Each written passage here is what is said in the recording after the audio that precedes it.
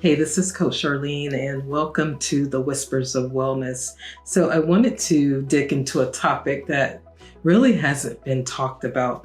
This particular topic came out of an experience for me once I early retired. Now, I had no idea what was happening, but I am a reflective person and I love paying attention to what's going on with me. And so this particular video is going to talk about the soul keeping score. I don't know any of you out there if you have read The Body Keeps the Score, but my experience, this transition from being over 32 years of nursing, that transition period to early retire was very, very informative, painful, and amazing all at the same time. So I thought I would do a video about this. But have you ever felt tired, but not physically necessarily? You know, the kind of weariness that lives deep inside, but you can't quite name it. You can't quite put a little pin right there. You feel restless. You feel like there's something going on and you just don't know what that is. And I actually was experiencing that probably for at least 6 years before I actually early retired. Now, let's talk about what I'm calling it. Now, I don't even know if there's a definition out there, but it's called soul pain. So let me tell you how I came upon this first, and then I will move into just a little bit of teaching about it, just from experience. So many people know, the ones that know me, that where I worked, I had begun to start talking about, I'm going to retire.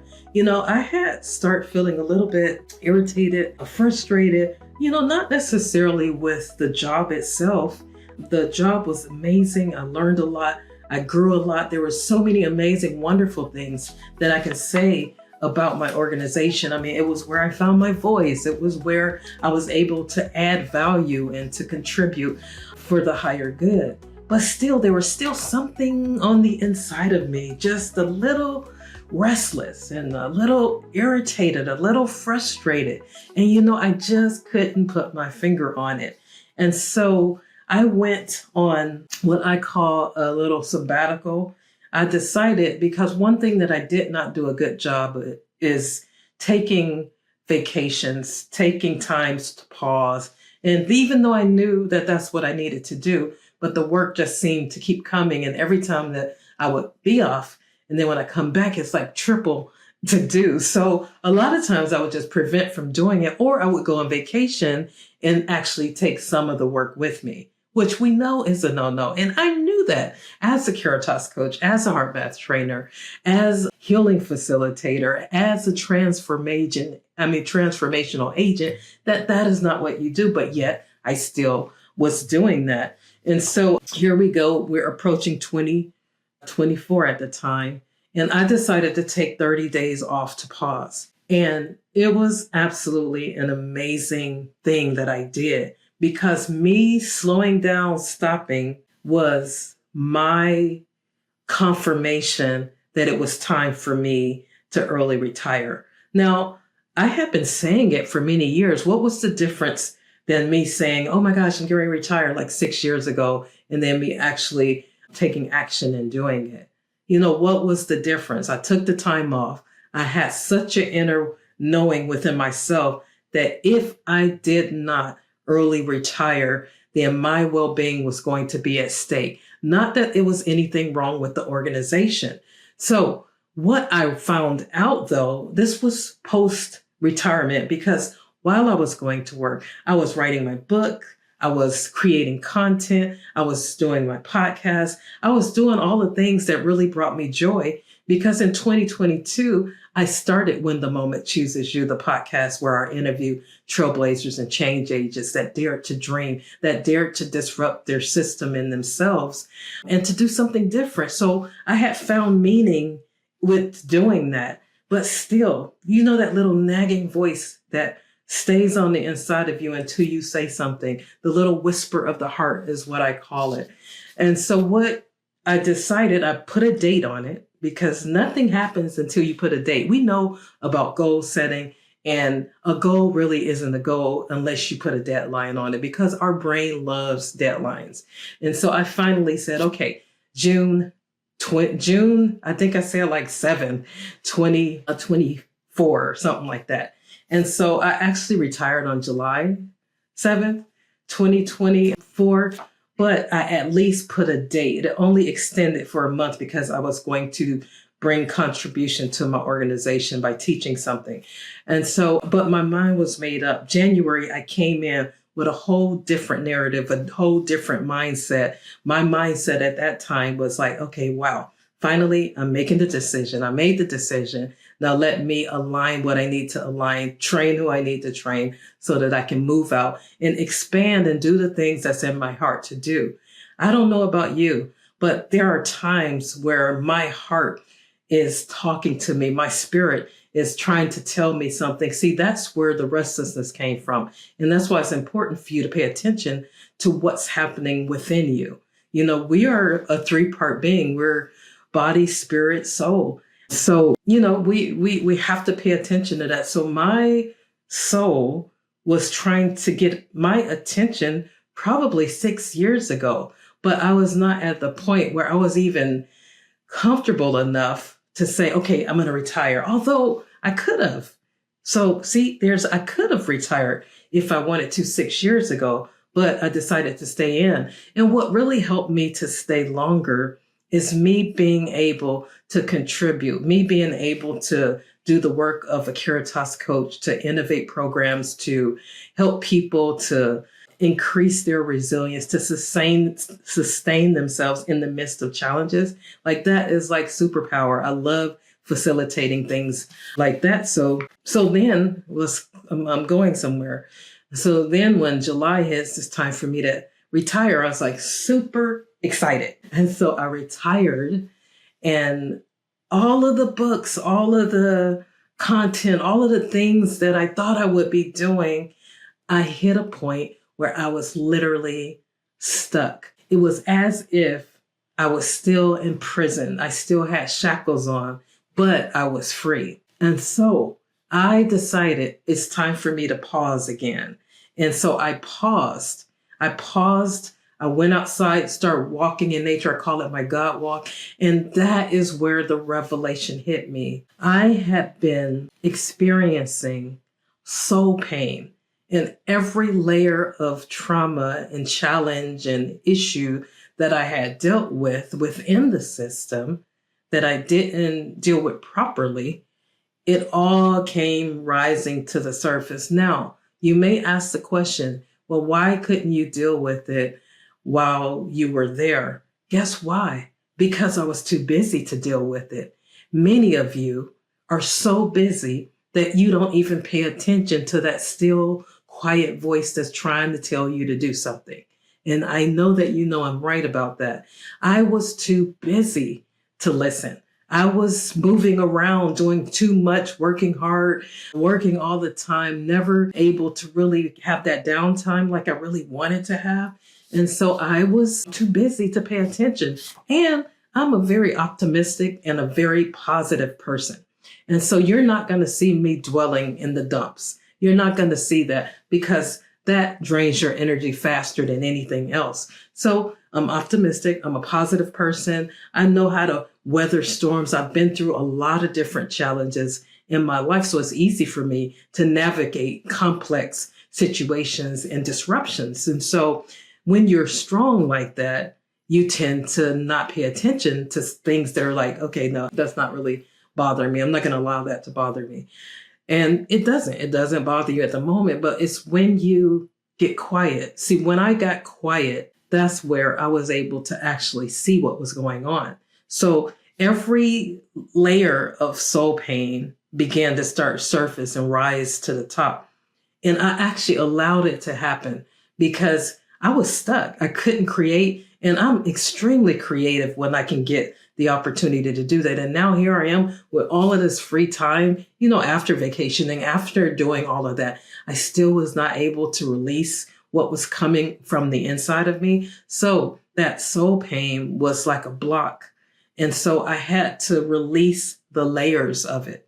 shed the layers of all of the trauma that I had that was unresolved, that I did not even know was there, really, because I handle things and I'm like, oh, well, it's good. I'm not going to let that affect me. So you have to get serious. You have to be aware about how you handle things. Just like I talk about in the book, When the Moment Chooses You. Do you respond or do you react? And my regular baseline is to respond. I don't emotionally jump on things when things start going south, when I get upset. I like to be reflective because I found that being reflective is an energy saver for me. And it allows me to be able to make clear decisions in the moment, even in the midst of challenges. And so the unseen weight, the soul pain was hidden, but in plain sight, honestly, because there was the irritation, there was the frustration, the signs were there. And what I noticed is that you can tend to confuse burnout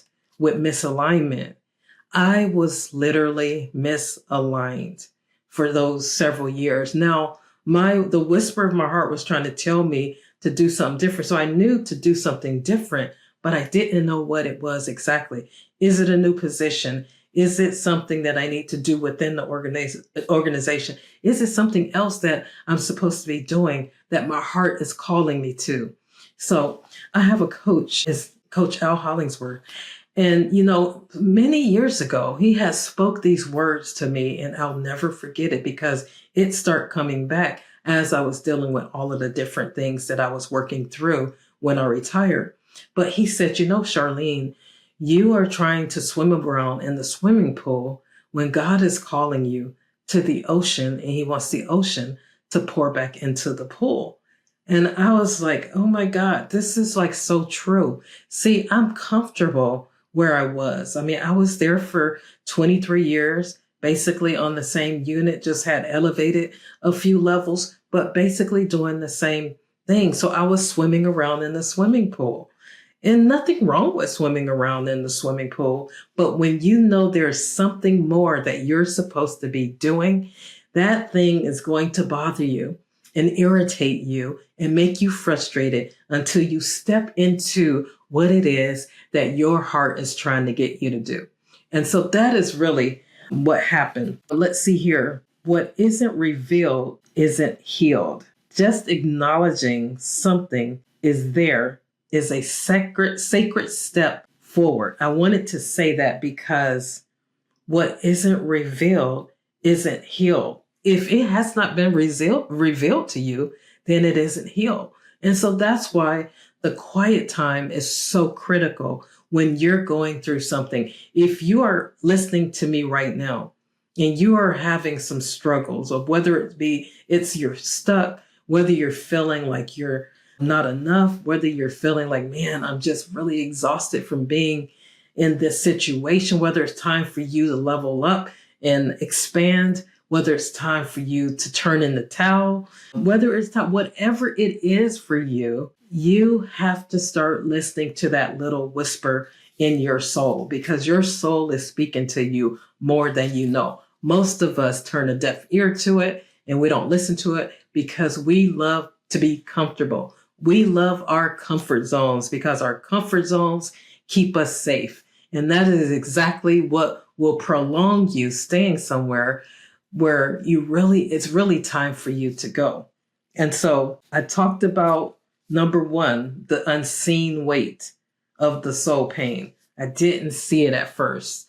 I finally got quiet enough, which I think is step two, is the moment of stillness. Cause yourself to be still.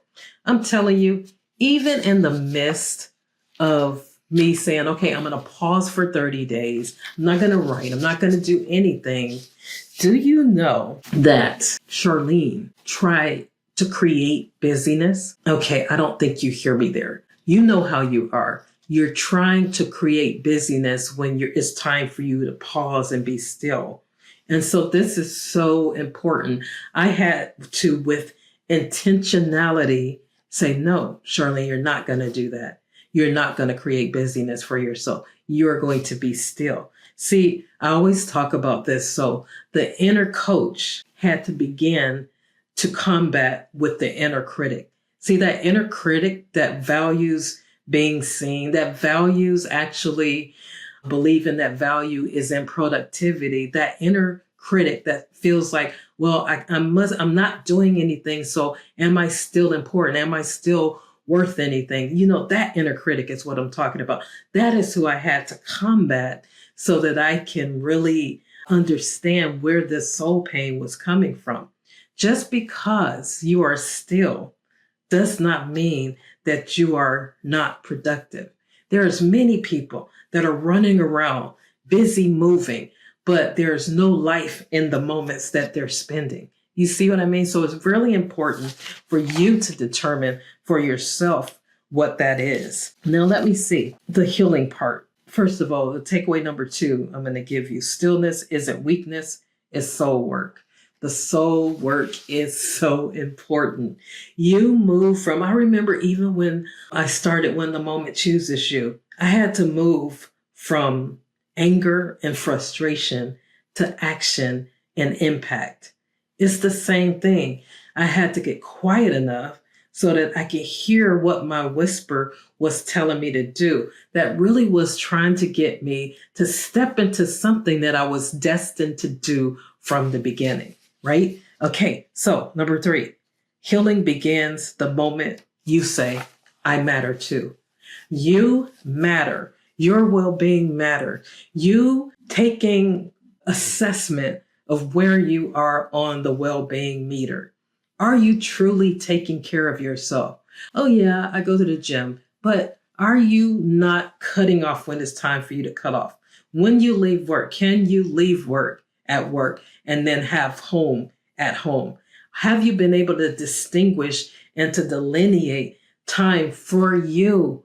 I'm talking about you. Nope, not your partner, not your husband, not your wife, not your kids. I'm talking about you. Are you able to carve out at least 15 minutes for yourself? I teach at one of the universities, and it is a sad state to see that our nurses that are in school right now are burned out already. They are not taking care of themselves. So I'm using this opportunity in the university to reprioritize their well-being while they can. I told them it is so critically important for you to take care of yourself now. If you can only pause for 10 minutes just to check in with yourself, why don't you do that? So this is really concerning that we are cranking out students that are busy not taking care of themselves. You will not be able to sustain yourself if you're not taking care of yourself. So why not start now to start being okay with pausing, with even taking 5 minutes to take a walk outside, whatever it is that you need to do. So like I said, so let's go back. Let me go back and tell you, I kind of told you in story form, but my takeaway number 1 that I want you is that what isn't revealed isn't healed. Number 2, stillness isn't a weakness, it's soul work. And then number 3, healing begins the moment you say, I matter too. Stop taking care of everybody else and leaving you out. There's nothing wrong with you being a giver, a caregiver. It's nothing wrong with you pouring out your heart to other people. But when you do it at the expense of losing you, that is where you're going to run into some challenges.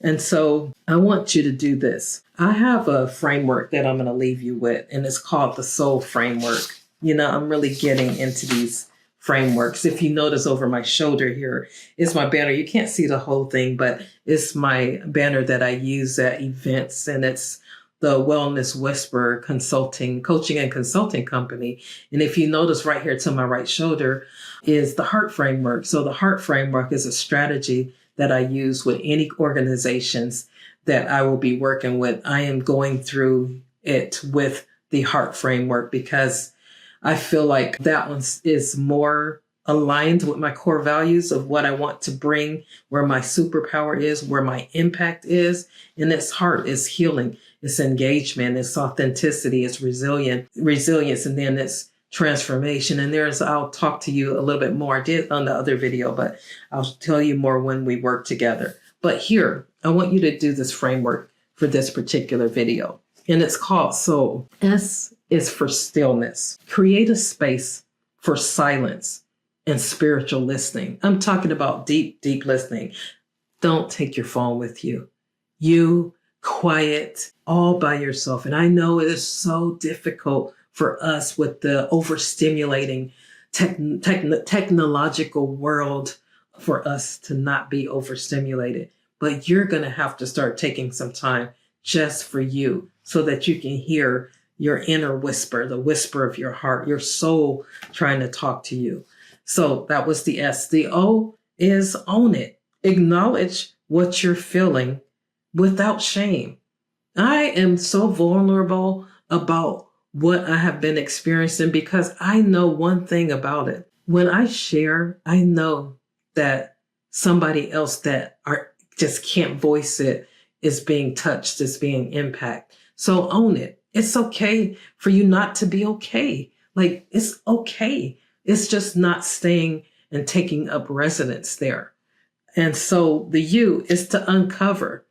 Let the buried pain surface with grace and compassion. I had to give myself compassion. I had to give myself grace. We are not perfect individuals. So we can give ourselves grace. Very important. If you need help with doing that, you need to reach out for help if it's something that you cannot do alone. And you will know that immediately. There's mental health resources out there. There's friends, there's families, there's coaches like myself that would be willing to sit with you while you work through it. So the U, uncover. And then L is to let go and love through it. Release, forgive, nurture, and then begin again. Release, forgive, nurture, and begin again. See, you are so important, but sometimes when we're not paying attention, our soul is suffering. My constant misalignment for those last several years was causing me to have like a little leak. I paint the picture of a heart with a little tiny hole under the bottom and just trickling a little bit of the blood, the essence out. And that's why my soul was restless and twisting and turning, wondering, okay, Charlene, there's something wrong. There's something wrong. And so when I was able to get the healing that I need, once I early retired, took the quiet time to find out, okay, who is Charlene in this season? What am I supposed to be doing in this season? What is it that I'm supposed to contribute to humanity right now? You know, you can begin to start asking those types of questions. So thank you so much for being with me. And like I said, I will be on the Whispers of Wellness. This is my new show. Please share it with someone that you know that really needs to hear this. I will be doing classes soon. I'm probably going to do one major class this year, and I will make sure you know what that is. But in the meantime, subscribe to my YouTube channel. Also, my new book, When the Moment Chooses You, is out in living color. It came out last month, and I'm so excited. I'm getting so many testimonials. If you are an organization or an individual and you need some inspiration, I believe that book, From Silence to Strength, A Nurse Leader's Journey, will make a difference in your life. I have already had organizations reaching out, purchasing bulk orders. So that is available. Reach out to me at info@wellnesswhisperconsulting.com. That will be a wonderful nurses gift for Nurses Week. I'm just telling you, I'm just hearing so much feedback. And it actually is feedback from people that are beyond nursing. I mean, these are people that work in different industries. So I am so thrilled and so excited about the impact that particular book is making. There are reflective questions at the end of every chapter that you will have an opportunity to sit down and to unpack so that you can see what moment is actually choosing you. So thank you for listening. Check out my website, www.wellnesswhisperconsulting.com. And if you want me to come to your organization, let me know. Just email me at the content below, and we can set up a consultation and then move from there. But until then, know that wellness and reprioritizing your well-being is an inside job. And I'm ready to be your sister on the journey to help you with reprioritizing your well-being from the inside out. Have a wonderful day.